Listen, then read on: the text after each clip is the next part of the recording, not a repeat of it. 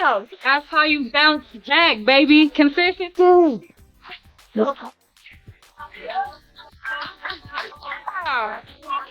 Maybe the wrong answer. Let's talk to the challenge. Our defense, we're in it. We done correctly when we need to. All right, we communicated on the field. Multiple levels of effort. We were connected on both teams of the floor. The Indiana Fever just lost 2 games in a row that were really embarrassing. They lost 2 teams they should have easily beaten. When they walked into their home court to play the Atlanta Dream, everyone was asking if this team was falling apart. Caitlin Clark had just come back from being hurt. People were talking about how she and her coach, Stephanie White, had big arguments. Also, Brittney Griner had said some really mean things about Clark the last time they played. But what happened next wasn't just winning a game, it was like making a big statement. The Fever didn't just beat the Dream. They completely crushed them 99-82 in a game that reminded everyone why, if you support the Fever, then write in the comments, I've got the Fever, let's go. Man, I think that everyone saw that we kind of got some flow when Kate was hurt and our offense was clicking. But now we have to have a new offense when she's in there because she just brings that much to the game. So we have to adjust. And I think all of us just want it now. We know what the potential of this team can be, but we can't think about that. You really have to take day to day and stuff that worked here, we need to carry it over to tomorrow's game. We have a lot of games coming up in I think like 7 days or whatnot. And so it's mentally making sure that we're good. It's physically making sure we're getting recovery, making sure we're taking care of our bodies off the court.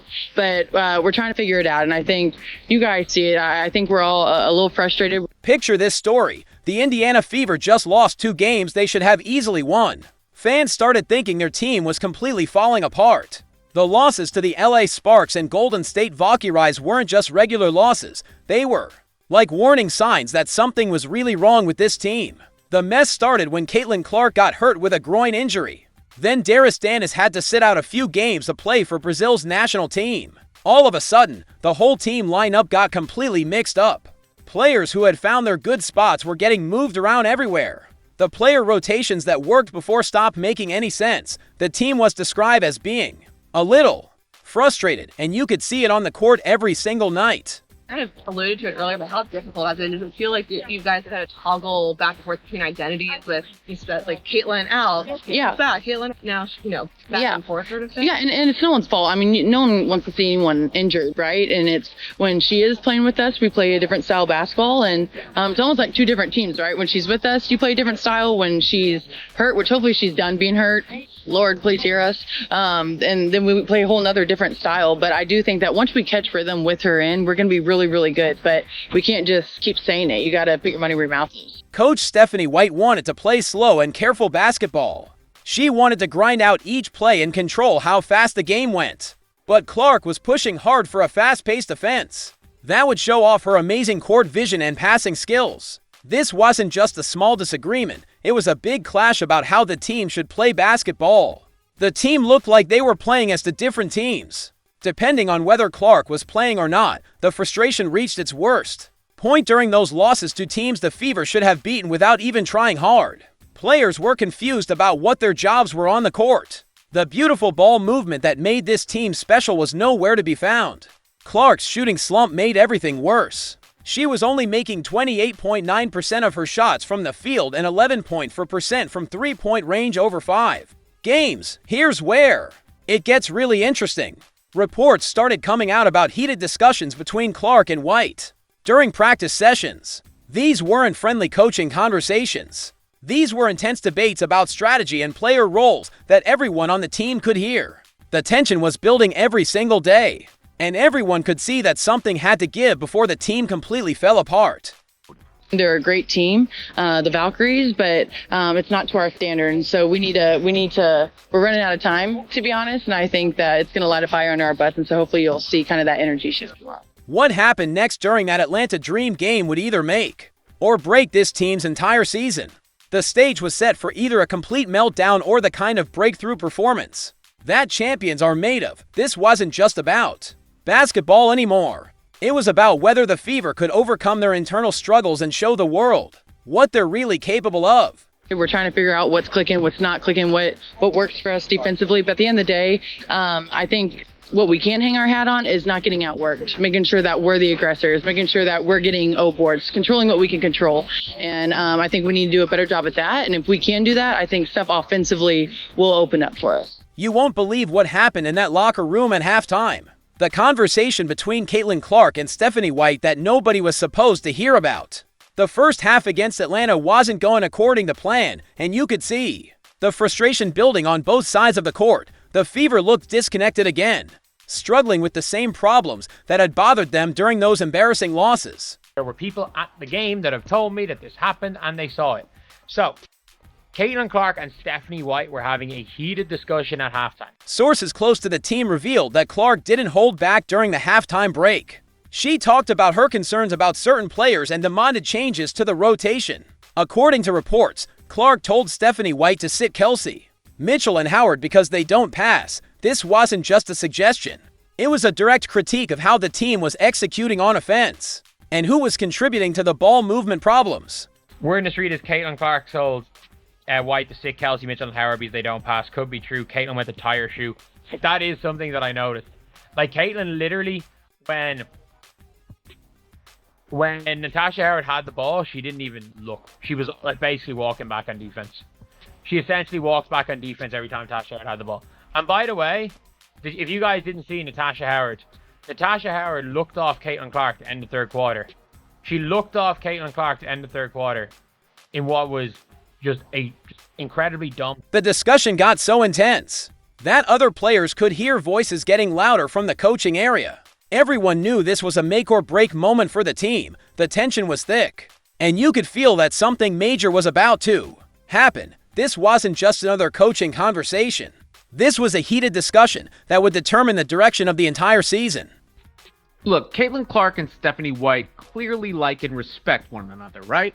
But that doesn't mean they always see eye to eye.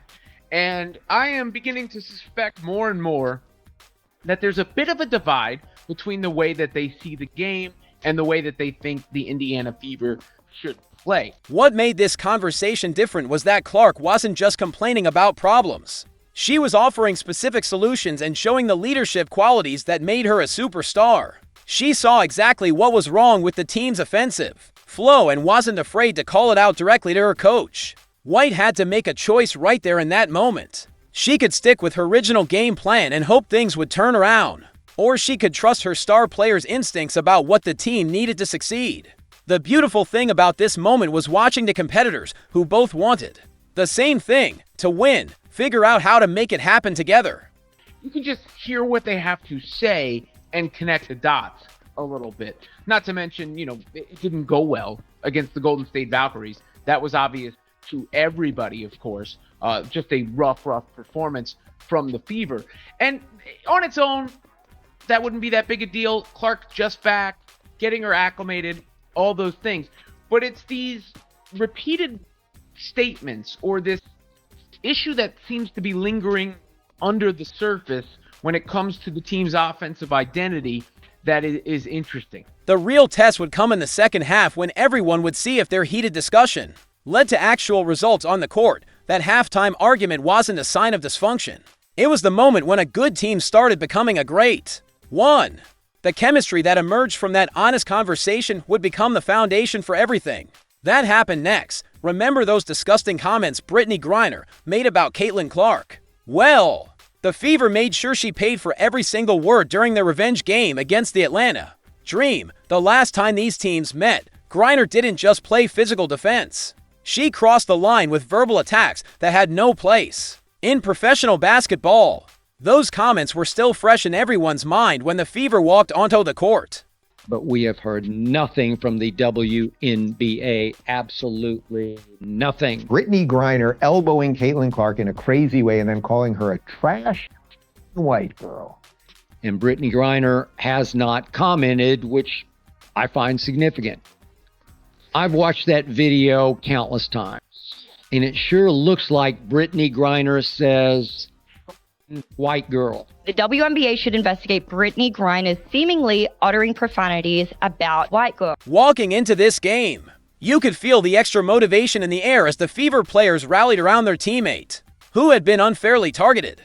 This wasn't just another regular season game anymore. It was personal. The entire team knew. They had something to prove. And they were ready to send a message that you don't mess with their chemistry and expect to get away with it. Loud, but it's really loud tonight. Clark, the hesitation, draws a foul, lays it in, and one, Caitlin Clark. The Indiana Fever just sent a message to the entire league. Sophie Cunningham brought grit and hustle, getting a double-double while diving for every loose ball. Kelsey Mitchell was unstoppable with 25 points, lighting up the offense and showing that this team only grows stronger under pressure.